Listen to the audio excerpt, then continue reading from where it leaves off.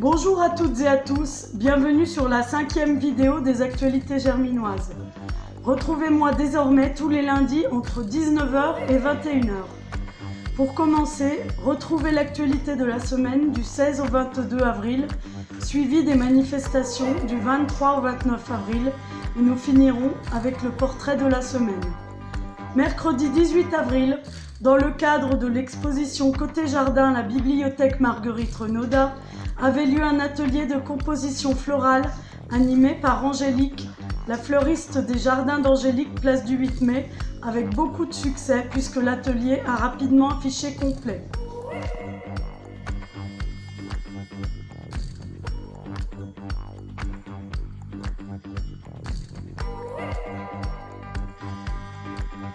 Samedi 21 avril, le conseil de quartier numéro 3 a effectué une matinée nettoyage très conviviale. 17 sacs poubelles ont été remplis par les 25 bénévoles habitants du quartier présents à cette initiative.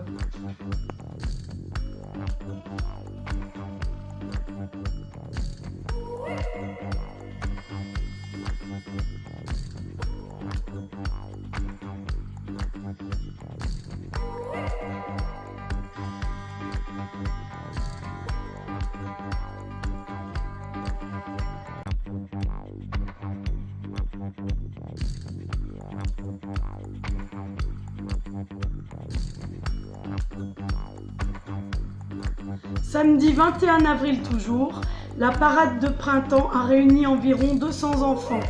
Princesses, policiers, clowns, Cléopâtre ou encore super-héros ont déambulé dans les rues de la ville, armés de confettis, pour terminer place de la mairie par un goûter et un superbe lâcher de ballons. Merci aux équipes municipales pour leur efficacité.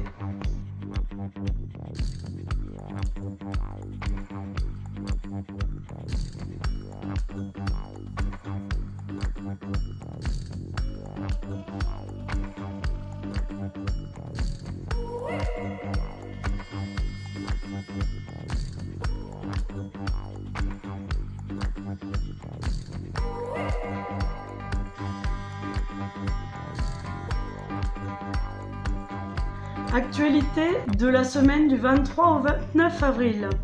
Samedi 28 et dimanche 29 avril aura lieu le championnat de ligue de badminton au gymnase Yannick Souvray et au gymnase Jacques Prévert. N'hésitez pas à venir encourager nos Germinois. Dimanche 29 avril aura lieu la journée nationale du souvenir des victimes et des héros de la déportation.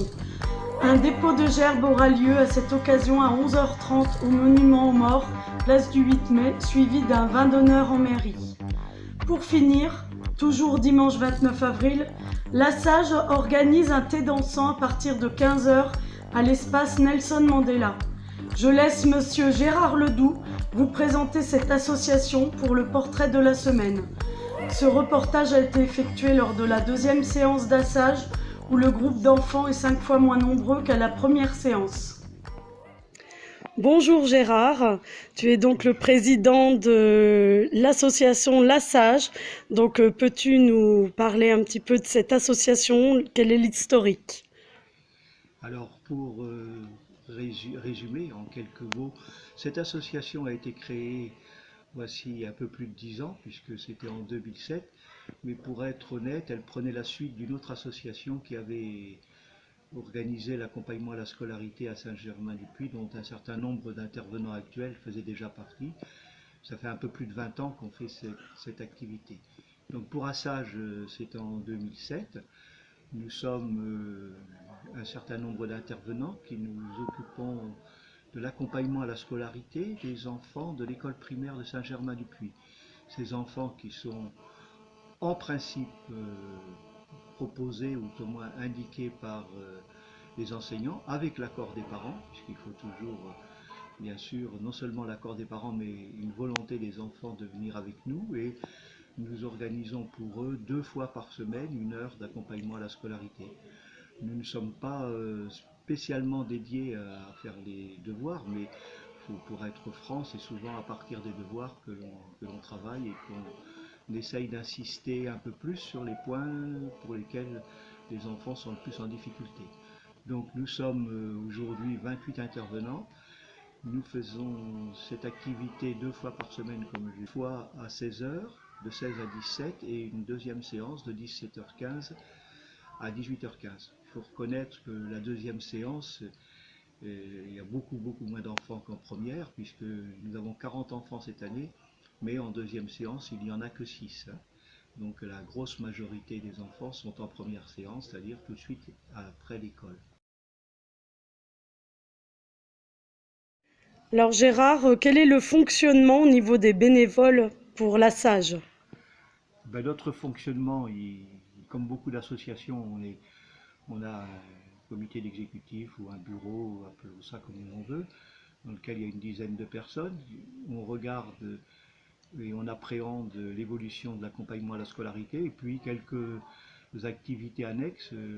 D'abord détente, une fête de fin d'année civile, et également un voyage en fin d'année scolaire. Alors pour ce voyage, pour arriver à financer ce voyage, parce que comme les parents ont une participation très modique par an, 3 € par enfant, c'est quand même pas beaucoup.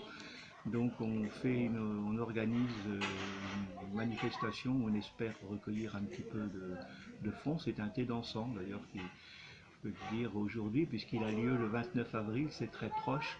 Donc on appelle tous ceux qui aiment bien danser à venir à ce thé dansant. Donc 29 avril à 15 h voilà, à l'espace Nelson Mandela, c'est bien ça? C'est ça, oui, et ils feront une bonne opération, puisque ça participera au financement du voyage de fin d'année qui est déjà prévu, on ne va pas le dire aujourd'hui, mais qui est déjà prévu pour fin juin, donc sur une journée. Est-ce que les bénévoles sont suffisants pour cet accompagnement? C'est gentil de me poser la question, parce qu'on est toujours à la recherche de nouveaux bénévoles. D'abord pour anticiper, aussi parce que même si on est très fidèle en général à l'association, les plus anciens petit à petit décrochent. Donc oui, on est à la recherche de nouveaux bénévoles, ce qui permet aussi de faire un accompagnement à la scolarité plus conséquent, puisque contrairement à beaucoup d'autres associations, nous, on n'a pas plus d'1, 2 enfants par intervenant, exceptionnellement 3 pour un intervenant ou 2.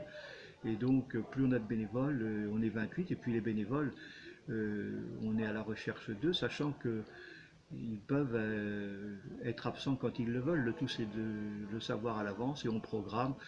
C'est beaucoup de retraités, donc beaucoup de personnes qui ont d'autres activités, qui s'en vont à droite à gauche. Donc on fait appel aux bénévoles, venez nous rejoindre.